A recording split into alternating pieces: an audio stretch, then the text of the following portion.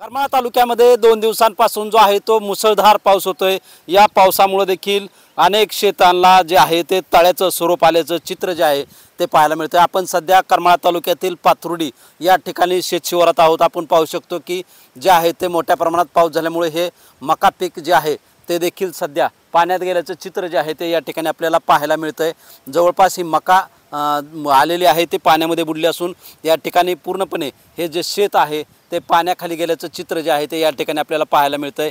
या शेतांना सध्या तळ्याचं स्वरूप आल्याचं चित्र देखील आलेलं आहे। यामुळे शेतकऱ्यांचं जे आहे ते मोठ्या प्रमाणात जे आहे ते नुकसान झाल्याचं या ठिकाणी आपल्याला पाहायला मिळतंय। यावेळी जे आहे ते शेतकऱ्यांकडून जे आहे ते तात्काळ पंचनामे करून जे आहे ते आम्हाला लवकरात लवकर व सरसकट मदत जाहीर करावी अशी जी मागणी आहे ती शेतकरी वर्गामधून केली जाते आहे। शीतलकुमार मोटे, TV9 मराठी, करमाळा, सोलापूर।